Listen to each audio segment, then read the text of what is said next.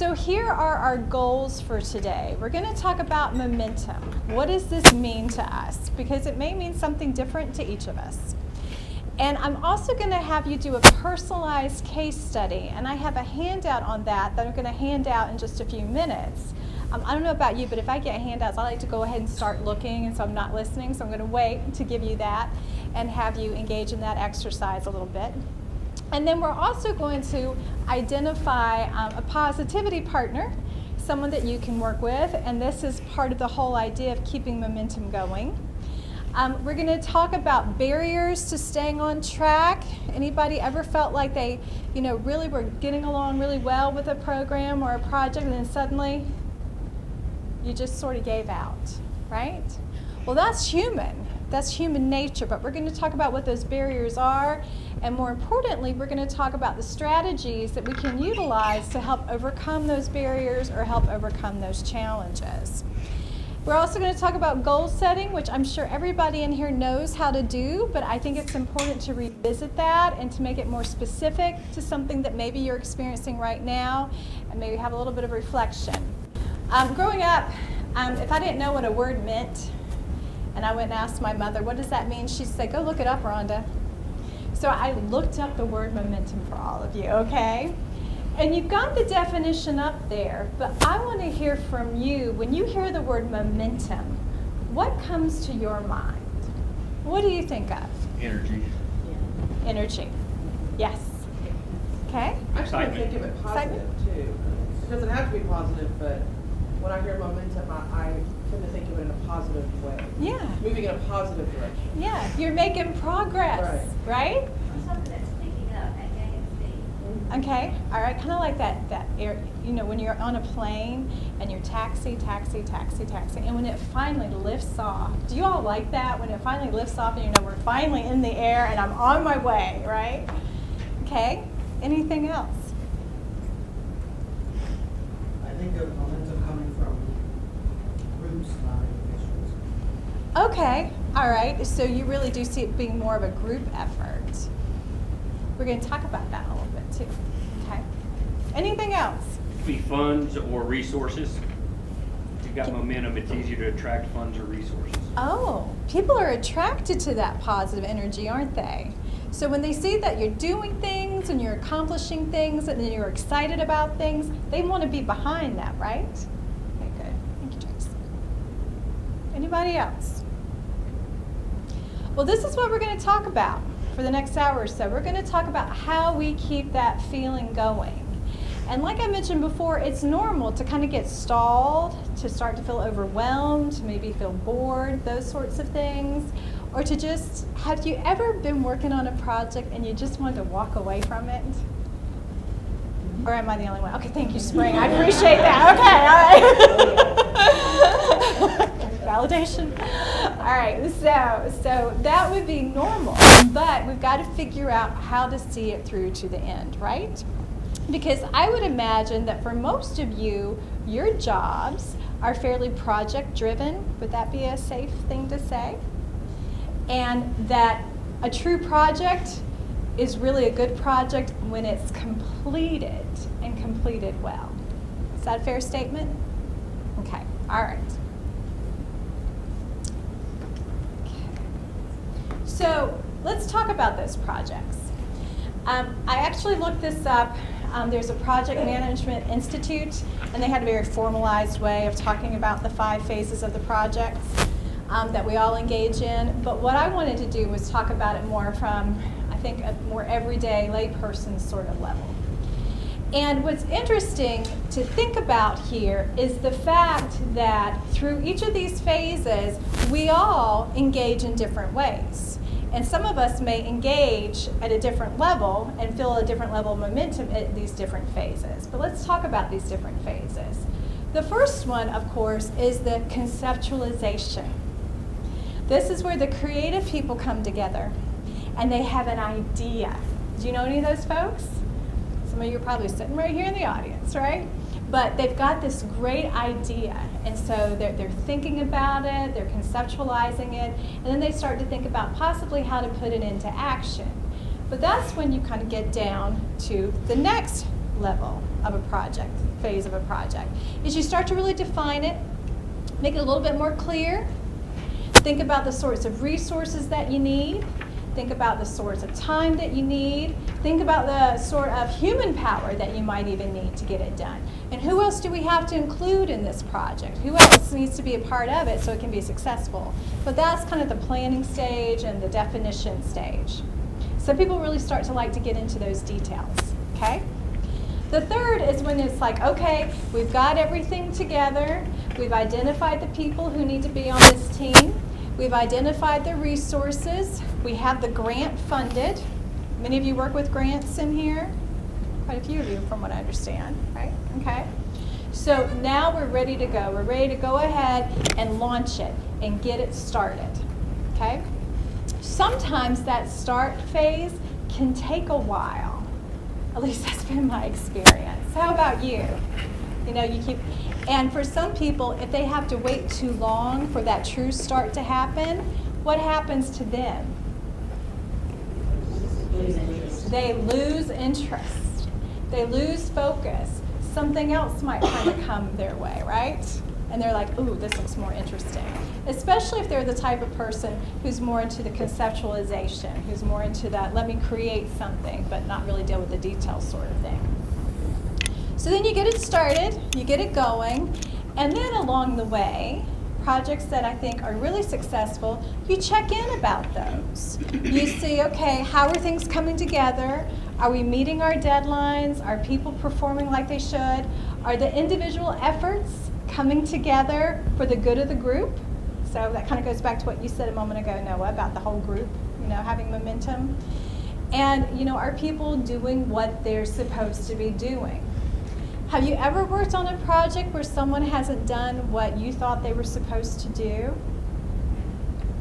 You don't have to call any names out, but what's that like?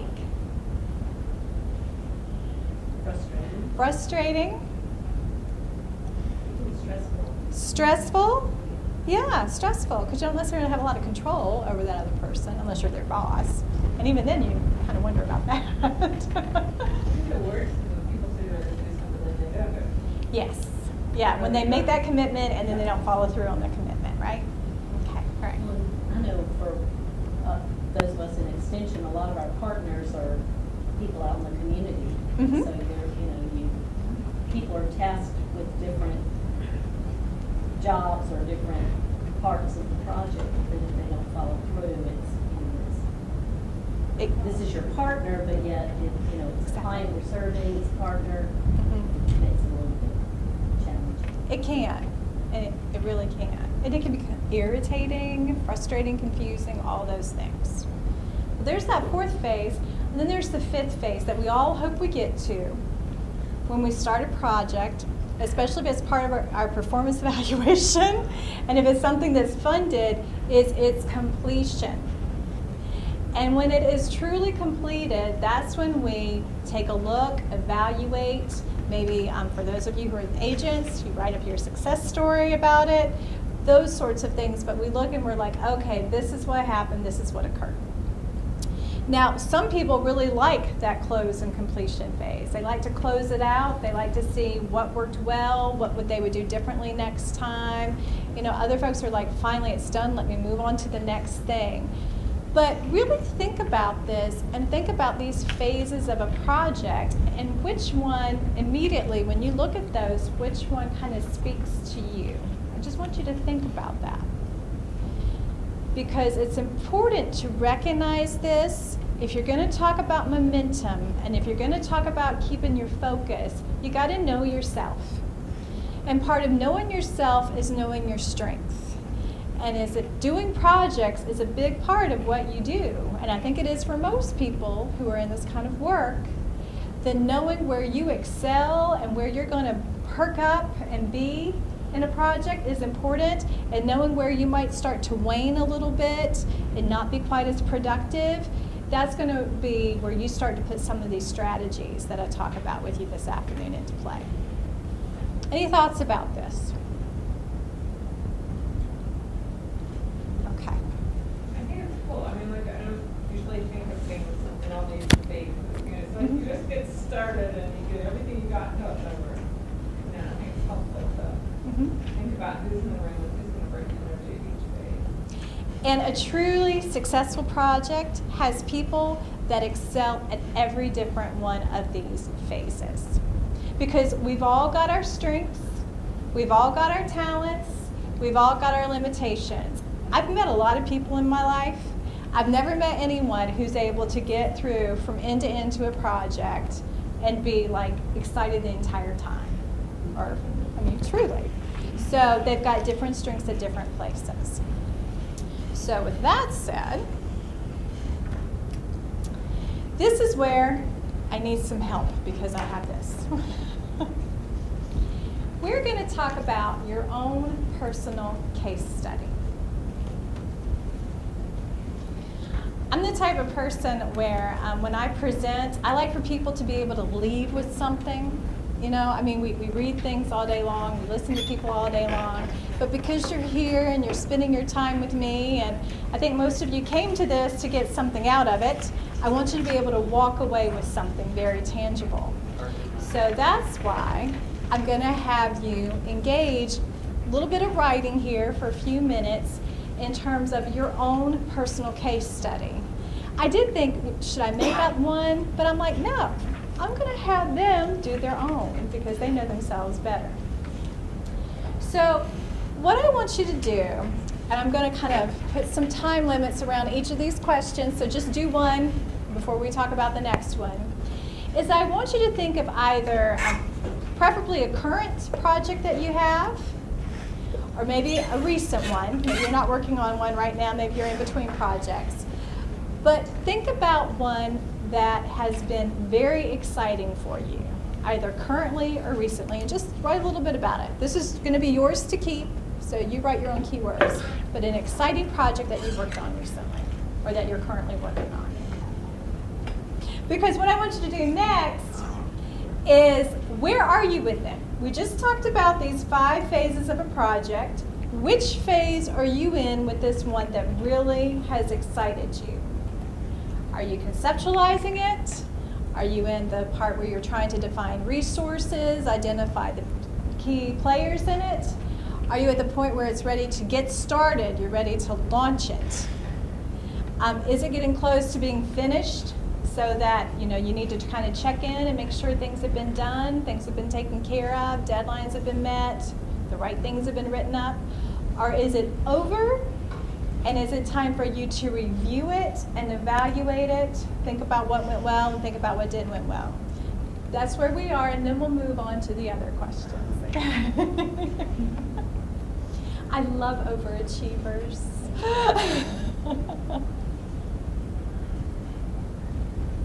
Now, this is a good question. We're going to move into the think and the feel.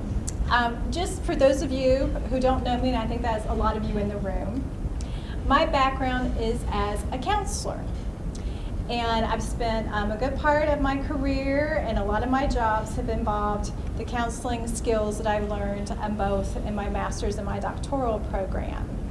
So when I used to teach my students and have them do reflections, I always ask them, what do you think about what you learned, and how do you feel about what you learned? And we would have to spend some quality time talking about the difference between thinking and feeling, because most people sort of get those confused or see them as being one and the same. But if you leave with anything today, I hope you leave with what the difference is here, because these two things, they're very interconnected, what we think and how we feel, and they really have a strong impact on our momentum. But we need to talk about what those differences are. So, what is the difference between thinking and feeling? Well, I guess feeling is an emotion, and thinking is your brain, I would say.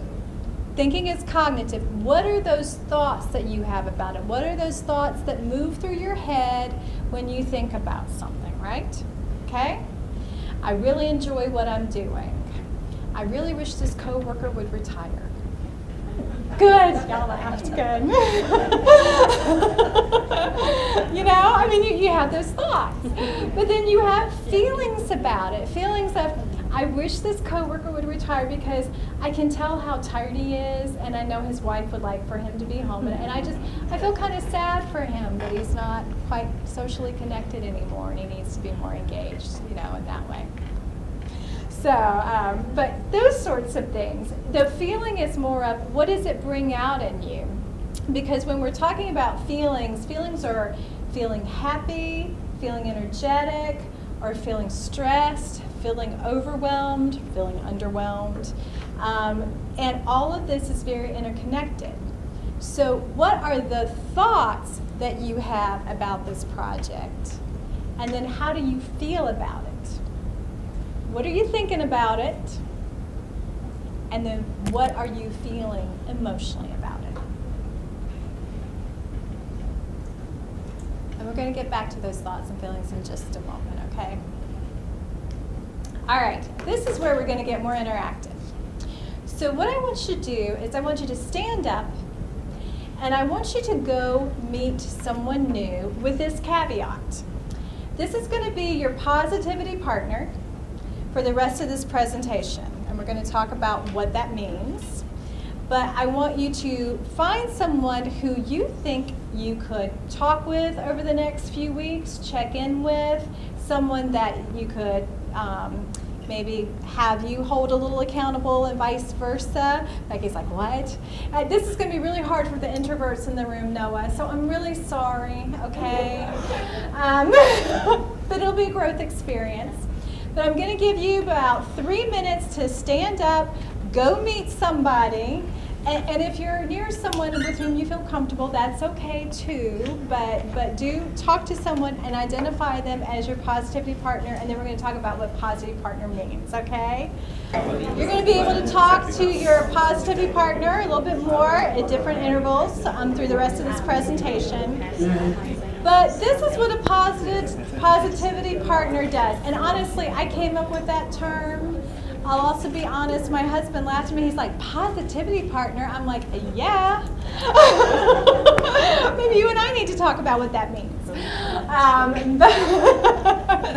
But it's someone who you feel comfortable with. You have their confidence in terms of you can share with them, information that they're not going to go tell someone else. You can, share your successes with them. You can share your frustrations with them. But it is someone with whom you feel really comfortable talking.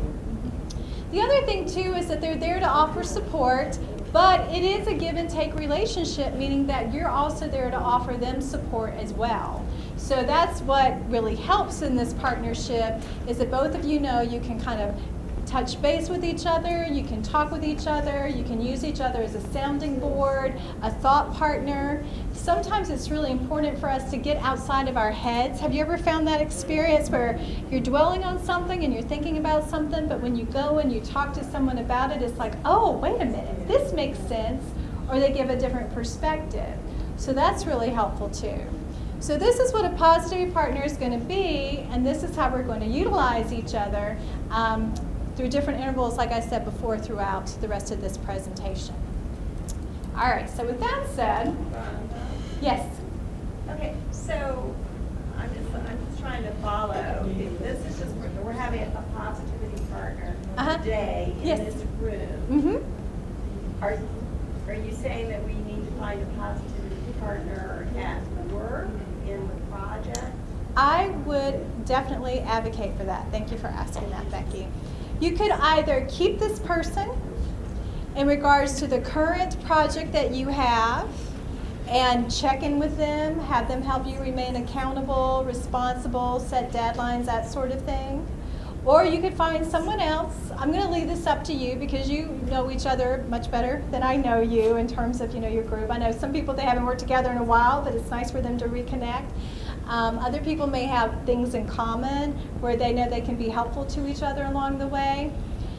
But this is part of the reason that we need other people in our lives, especially when we're talking about momentum and when we're talking about staying focused and we're talking about staying energized, is that we've got these folks that we can refer to and talk with And I just really can't say enough about accountability. You know, we're going to tell them, I'm going to check in with you in a couple of weeks to let you know how much progress I've made with this goal that I set.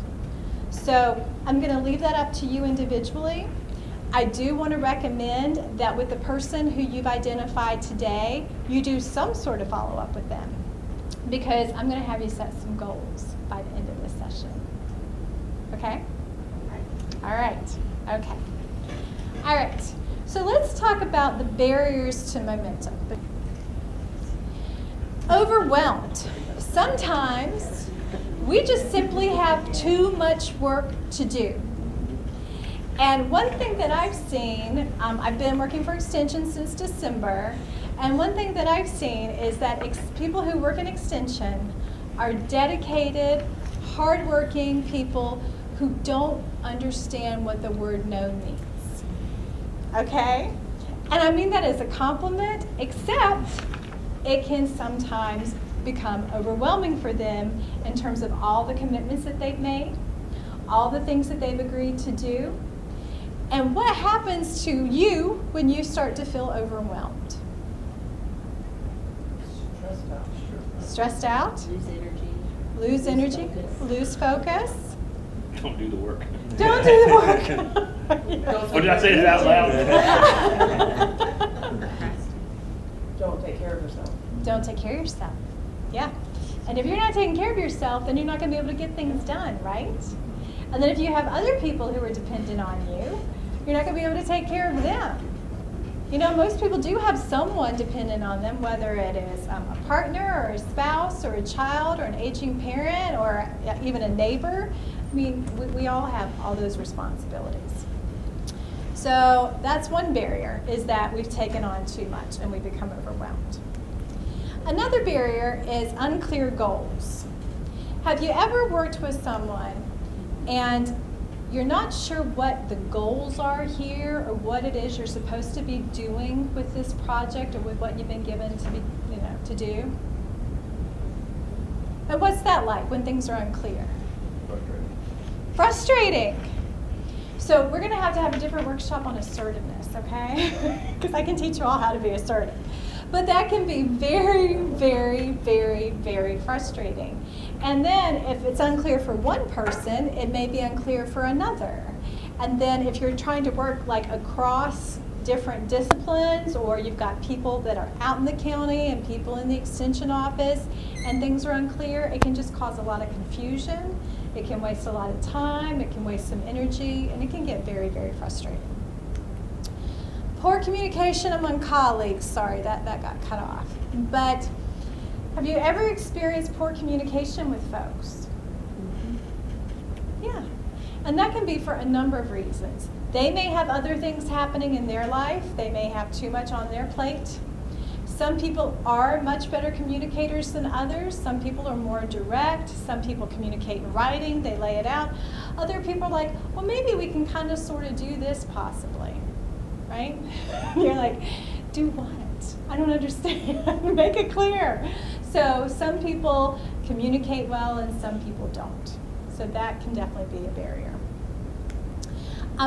Personal or family issues. The truth of the matter is life happens to all of us. And just a little short story. On my way here, my mother actually lives in Winston-Salem. And I'm driving here, I've got Siri on. And I happened to look down. I didn't hear the phone ring, and it says it's from my mom. And I'm like catastrophizing, like you wouldn't believe. I'm like, why is my mother calling in the middle of a work day? What happened? What happened? So when I got to the parking lot, I checked my voicemail. It was fine. She was worried about me. Like, wow. But you do have those sorts of things that go on where it's like, okay, everything's going along fine, and maybe something happens. But we've all got, personal lives, we hope. Family, and family, of course, can mean different things to different people, but I hope most of us have a life outside of work, and sometimes that can definitely cause us stress, which is the very next one. Now, the thing about stress is that first, there are two different types of stress. Did you all know this? Okay, would you know what the two different types are? I couldn't tell you, but my wife is a therapist, and she tells me there's productive stress and unproductive stress. That's a good way to put it. I don't know if that helps. There's the positive productive stress, which is eustress, E-U-S-T-R-E-S-S. This is when we're buying a home, when we're going to get married, maybe when we're going to retire, but when something really exciting and happy happens in our lives. The other sort of stress we have, and this is what I call it, is distress, all right? It's when the car breaks down and our child is sick and we have a deadline due and our computer's not working, and all that's happened within the last 2 hours and 45 minutes, all right? So those are the sorts of things that we would call distress. Even though there's good stress, productive stress, and the non-productive negative stress, they're both stress. So they both can cause different impacts on us and definitely be a barrier to our momentum, to us keeping that focus going. Overly committed perfectionism. Any of you in here perfectionists? I appreciate the honesty, thank you. The thing about perfectionism is it can really stall us. Some people, if they can't get it perfect, if they can't get it just right, then they don't feel like they can ever quite turn it in, or they don't feel like they can ever quite let it go, those sorts of things. I was talking to someone last night, someone I know who works for a Fortune 500 company. She's thinking about leaving that career, and I'm thinking, why? But she's not happy. And she was talking about her work group. They're very much into perfectionism. And how earlier that day, they all met over the phone, online, for an hour, 5 of them in her work group, going word for word over an email to make sure it was perfect. Yeah, and she's like, you know, this just isn't setting with my value system. And I'm like, I can understand why. So those sorts of things really can stall us, if you will, right?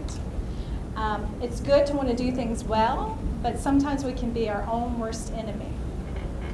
And then lastly, we talked about this before, we can get bored.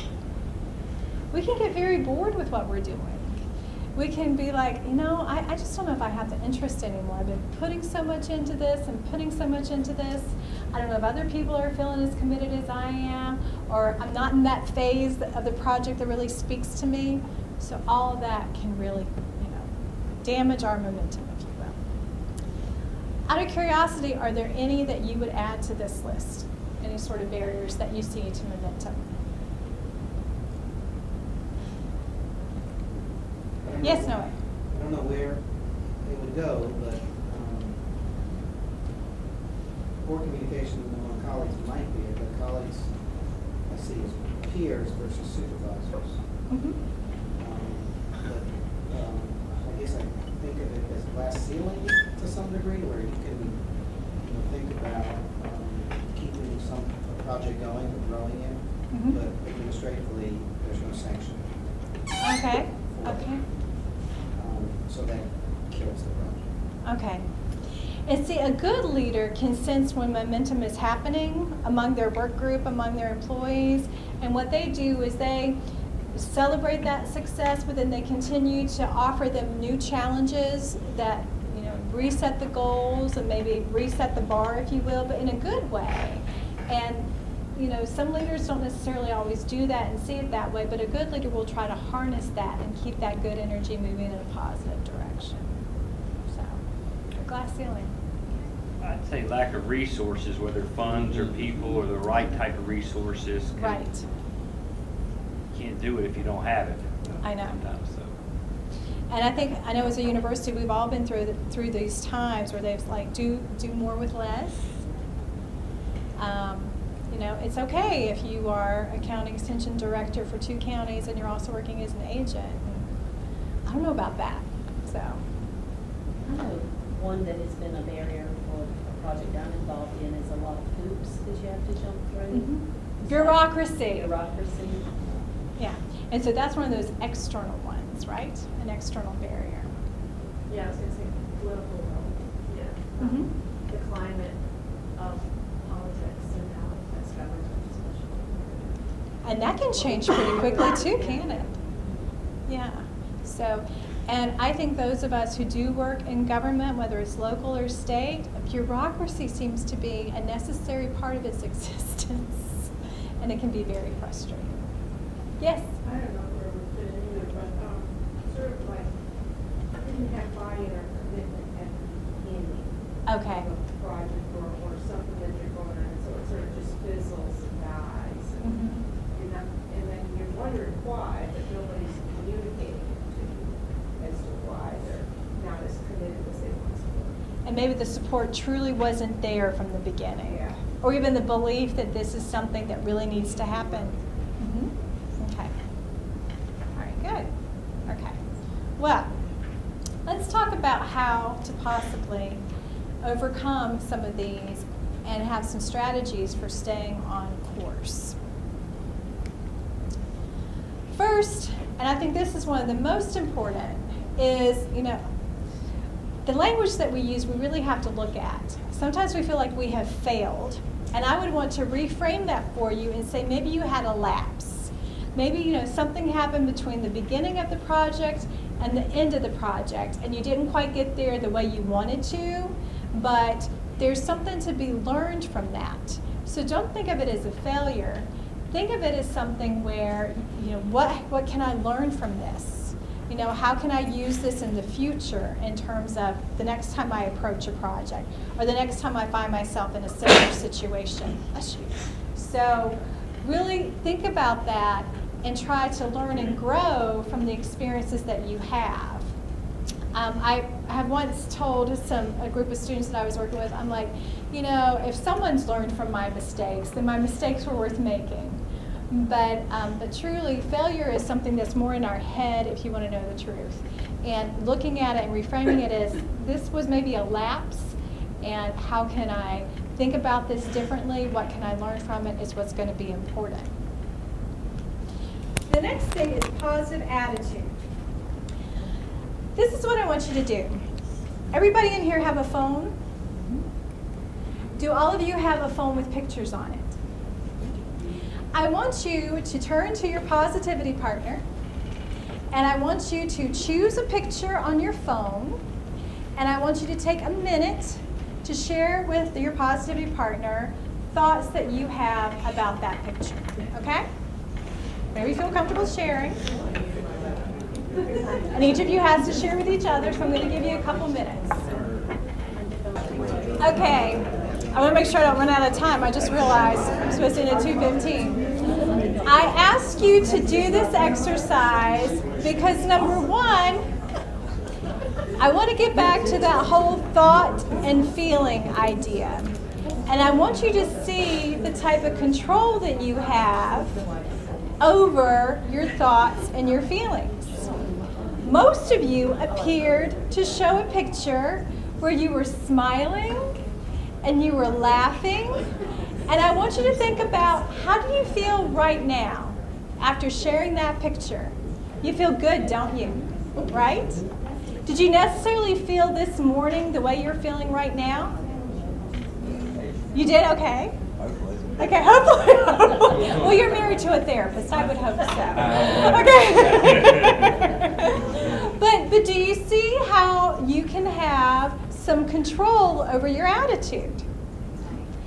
And this is what we have to do sometimes to keep that momentum going. We have to have a different strategy. And part of that strategy is, what are we thinking about what we're doing? What are we thinking about what we're contributing? And if we have to pull out a picture, if we have to reflect back on a time where, during this project we felt like we were really excelling, do that. But that can definitely help us stay on course, okay? That makes sense? Yeah. Okay. All right. Next one, pull off the rear view mirrors and look ahead. And what I mean by that is, when we're looking in the rear view mirror, we're looking behind us, right? And we've got to think about how, looking behind us, we can't look ahead. We can't stay on course if we're looking in that rear view mirror or those side mirrors too long. So some of us have been working for a while. Some of us are still in college, and I'm not going to be envious of that. We have one student here. But the truth of the matter is, sometimes we pull that past baggage into our present. Maybe we didn't get along so well with someone. Maybe Tracy did something on the last project that made us be like, oh, I got to work with her again, really? I can tell you what's going to happen when I work with Tracy again. This is what's going to happen. And we will lose our focus. All that negativity will come pouring in. So when you start a project, when you're working on a project, even when you start a day, start it with a fresh perspective. Take off those rear view mirrors. Again, you can learn from the past. You didn't fail, just learn from it. But let go of that stuff that isn't necessarily going to be the same this go round. Make sense? Maintain the focus on what you want to achieve. And this is where you've got to think about what you have control over. You know, hopefully it's been clear what you're supposed to do on this project. If it's not clear, go to the person who's got the authority to make it clear. It is perfectly fine to say, I want to be sure I'm on the same page you are. This is what I'm going to be doing. This is when I hope to have it accomplished. These are the people with whom I'm working. Are you in agreement with this? Are we working towards the same goal here? But it is fine to use that I language. This is what I understand. This is what I want to accomplish. This is what I believe needs to happen. But are you all right with this too? Okay? We can come to a compromise. But really do focus on what it is you want to achieve. Set goals to move incrementally. And what I mean by that is, any of you in here make lists? How long are your lists? Ever growing. I Get them and start a new one. Okay. 6. 6. Okay, so you know that number works for you. Good, good, good. What about you, Debbie? I have many lists, so it was like which list? Yeah. Some Okay. are very long, but yeah, the daily ones I try to keep shorter. Okay, that's good. I am an advocate for a daily list of not more than 3 things on it. 3 things that are achievable within that day, okay? I use my calendar. Is that the next one? Yeah, okay. I use my calendar to help me out. On Monday, I'll put a to-do of things I want to get accomplished that week. I don't ever have more than 6 on there. And when I finish it, I go back and I put done next to it, done. My daughter has a calendar in her playroom, and I don't know what this means, but she's been taking a red pen and marking an X on every day. You know, school's going to be out next week, so I'm like, all right. But whatever works for you, then, you know, make that happen. But it's important to set those incremental goals to get to the end goal, right? So if you just break it down into small pieces and you bite off a little bit at a time, and we all have a lot to do. So, you know, if it makes you feel better, make a list of everything you feel like you have to do. Mark off the stuff that, number 1, you know you're not going to get to that week.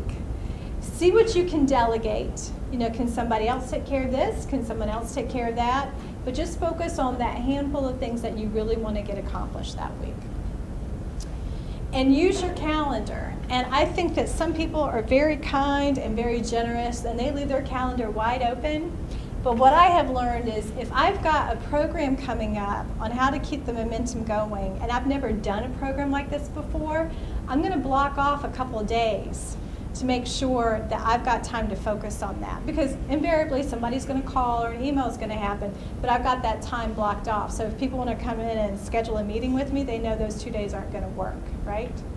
So I try to really manage my calendar and not let it manage me. Any other thoughts about any of this? Anybody have any strategies that they've used? Oh, I really do love lists, and what I love most about them is crossing things off. It does feel good. I wish I had a better system for, like I've tried a better system for managing my lists and using them. So, you know, I'll put things in my Outlook calendar. I Yeah. love that. Mm-hmm. But sometimes I'm driving down the road in my truck and I'll turn on the recorder and remind, make things, and I love handwriting them, too. But they're all in separate places. And then if I don't get to one of them, if something doesn't get done, where do I put that? And I'm all, so I don't have a very good system. I need a better, like I've tried making a document on my phone, so I have my phone with me all the time. Okay. So I tried putting a Word document, but then having to hand type it into your phone, I'm not really, so it just ends up I have things scattered all around, and then I just carry like a memo pad on the dashboard of my truck, and it's just a mess. And they don't know, so I need a workshop on that. I need a workshop on that. How to Okay. keep a better list, because I love lists, and they're very helpful, but does anybody else have that problem? Yes, very much so. Because I use all those systems, and maybe just one, I don't know, I can't figure out how to do it in one place. Are your lists both about your work and then personal life? Yes. Are they all, okay. Because that's how my life is. An extension agent, my life is a long day, and it's blending personal Yes, and work yes. all day, sun up and sundown, This is just a quick idea, but I wonder if it would help to color code things. If you use green, because I know you're organic farming, right? For the work-related stuff, and then whatever your other favorite color is, whether it's blue or purple, and you have those two different notepads, and you make that decision. Right now is when I'm going to work on the personal list, so I'm going to pull that out, knock out the top one or two. Then when I get to work, I've got my green list, and I'm going to start knocking that out. So Well, just before I like can it- do that, I still need a central system. A central That's system. either paper or electronic, or I don't know Okay. what it's gonna be, but that's Okay. the one I'm kind of struggling with. But I just mentioned that now, that would be a different topic, but it's related. That is a good topic, though. Yeah. Okay. I guess that's what do you call it? Time management. Time management, how to stay organized. Yeah, time management. How to make the list work for you. Okay. Here's some additional strategies to think about, too, in addition to those that I just gave you. But remind yourself of what motivated you to do this in the first place. Sometimes we actually do need to remind ourselves, this is why I'm doing this. This is why I'm in this business. This is why I wrote this grant. This is why I think this is important. And, again, if there's a picture or if there's something that you've written or a strategy that I've used in the past, when I had a particularly difficult position that I was working in, I had a thank you file. So if someone wrote me a letter thanking me for something or an email, I would print it out and put it in that file. And on those days where I felt like, I don't even know if I just want to even try this anymore, I would get out that file and read one of those notes or one of those letters, because that would help me get a little bit re-energized and motivate me again. Review your individual efforts. And again, I want to go back. Noah said something very important, I think, at the beginning of this, is it's our individual efforts that make things successful. We do work together in groups, but even working together as a group, we bring our individual selves to that. We bring our individual contributions, we bring our individual commitments, and that's how the work of the group gets done. So review what you've been doing and what you've been sharing and what you've been contributing, and really think about how that's been making a difference in a positive way, okay? And if you feel like maybe you haven't quite been doing as much, that's all right. Maybe that will kind of inspire you to start doing more.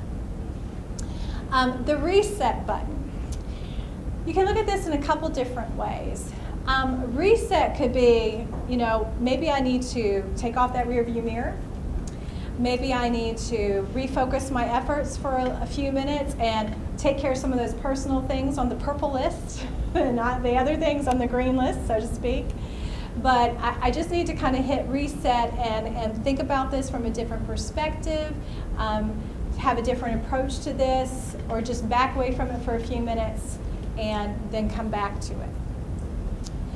The re-energize, reward yourself. We're going to talk more about that in just a moment. And this gets back to the positivity partner. I really can't say enough about what it means to have a good colleague or a good friend that you can check in with on a regular basis. And it can give you that sort of support and be that sounding board. So I really do advocate for you thinking about identifying someone where you're willing to be that for them and they're willing to be that for you. All right, So what I want you to do is I want you to focus again on that project that you wrote down a few minutes ago. Those of you who wrote down a project that's exciting you. And I want you to write down and then share with your positivity partner what's the biggest barrier or the biggest challenge. And what's the difference between that, a barrier and a challenge? I don't mean for this to be a trick question. To me, in my mind, barriers are to get over, challenge something. Thank you. That's good. That's good.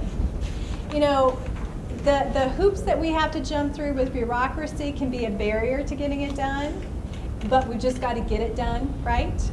A challenge can be having someone who's not communicating with us very well. We know they know how to communicate, but we just can't seem to get them in the same room or get a straight answer from them.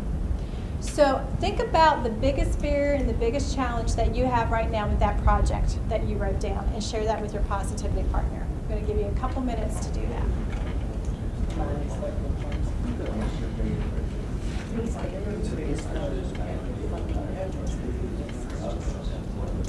Okay, does everybody have a pretty good idea of a barrier or a challenge that they have?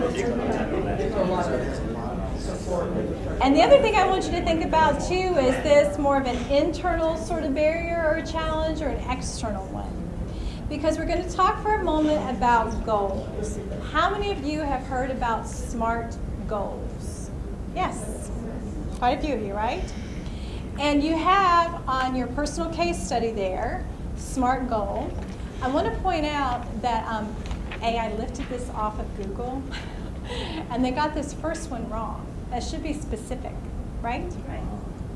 So you have the specific piece where it's clear, it's concise, it's tangible. You know, what is it that you need to do? Time, money is measurable. How long would it take?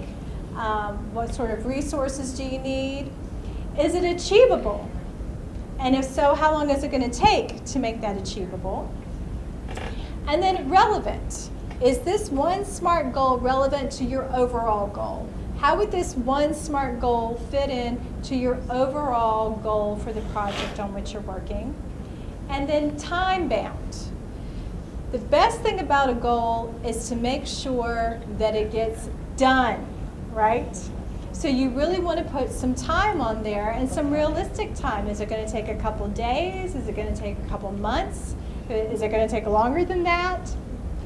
So think about elements of this, and I want you to look at your personal case study and write down one goal related to your project and related to that barrier or challenge that you just shared with your positivity partner, and write down something that you think that you could accomplish within the next 3 days. 3 days. Well, we're here tomorrow. Or if you need a little more time, by next Wednesday after the Memorial Day holiday, okay? And this is where I want you to think about getting the email or phone number of the positivity partner that you have here today, and you contact them and you're like, guess what? I did it. I made this happen. Or this is how far that I've gotten with my goal. Because if we have that other person waiting to hear from us, counting on us to check back in, it's going to motivate us a little bit more. Okay?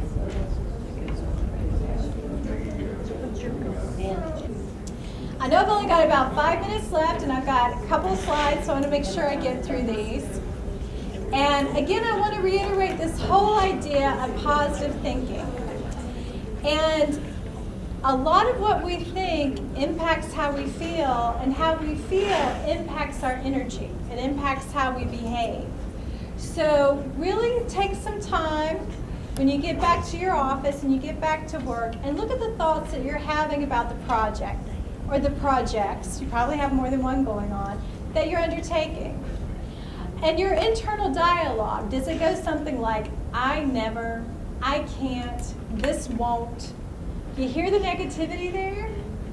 And when you think about those sorts of negative thoughts, I can't, I won't, she never, he always. You know, you really start to lose that energy. So I want to challenge you to reframe those thoughts of, I can do this. All I need to do is set aside this amount of time. Or I'm going to take care of this Tuesday morning when I get in. I'm going to block off that first half hour and really write that piece that I wanted to get done. But really think about reframing, think about looking at your internal dialogue, because up here, this brain has so much power over us that we've got to get it working in a way that's working for us and keeping us motivated and keeping us energized and keeping us focused. The next thing is recharge. And in all honesty, we all have to figure out ways that we can recharge. A while back, when I had a different position, this was a few years back on State's campus, I had a really great colleague. She's very creative, and we just were in sync. We could come up with some of the best ideas to help out the graduate students and the postdocs that we worked with. But she and I would, on a pretty regular basis, we would take a walk together. We worked over on Centennial campus, and we'd be like, gotta go for a walk.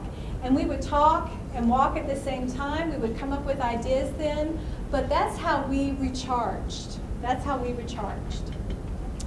And another way to recharge, again, is to go back to the list thing. Those of you who keep lists, go ahead and make a list of everything you feel like you need to do. And then start marking things off that maybe aren't that important in the immediate future, the immediate present, but really start to kind of focus in on what is it I really do want to get accomplished this week, or this month, or this day. Of course, there are things that we all really need to do, but then are there things that we just keep piling on mentally, and it's just more of a, this is what I feel like I should do, but do I really need to do it? So decide what can wait, decide what you can delegate, and decide what really is most important to you that you really need to pay attention to. You also, as you go through these different phases of a project, you want to check your energy level. And this is how I check mine. There's a 1 to 10. 1 is I could fall asleep right now on the floor and people could walk over me and I wouldn't care. That means I'm a little tired and I probably need to go home and take a nap. All right? 10 is, although I've never done it, I think I could try a half marathon today. I have run a 5K a couple times. But this is, this is a day where I feel like I could get out and could just take over the world. That's a 10. If I'm between a 5 and an 8, then I think I'm doing pretty good. But really do check in with yourself and say, where are you on that scale of 1 to 10? And you've got to remember Covey's law. One of his laws is what? Sharpen the saw. And what did he mean by that? Take care of yourself. Whether it's, you go outside and you take a chair out there and you read a book, or you go for a walk, or you just do something to really make yourself feel better and rejuvenated and restored, you know what's best for you. So take one moment and write down one thing that you know you can do that rejuvenates you. Just one thing. And then for this last part, you can rejuvenate yourself, but do you reward yourself? Do you reward those little small accomplishments? At the end of a project, do people get together and do they celebrate what they've done? Or is it, okay, let's move on to the next thing, right? Do you take some time out? Because reward and rejuvenate can go together. Do you take some time out, take a little time off, maybe go spend some time at a place that you enjoy, go out for dinner, go buy a book that has nothing at all to do with community and rural development, those sorts of things. I want you to write down 3 things that you would consider a reward that wouldn't cost more than $10 for you. What are 3 ways you can reward yourself for under $10? And when you get done with that goal that you set a few minutes ago, I want you to do that thing and check in with your positivity partner and let them know how you rewarded yourself. So 3 ways that you can reward yourself for under $10, each being $10. So I know our next speaker is here, and I want to be respectful of his time and the fact that you also have an evaluation to complete, so I need to pass that out in just a moment. But I like quotes and I like inspiration, and so I leave those with you for you to think about how you're going to keep this momentum going. You know, how are you going to reach that goal you wrote down? What are you going to do between now and when you're going to check in with your positivity partner? And how are you going to keep focused and doing the great work that all of you do to make the lives of others so much better? So with that said, I want to thank you. Please don't go anywhere. I got to give you an evaluation, and then at 2:30 the next speaker will start, okay? Thank you.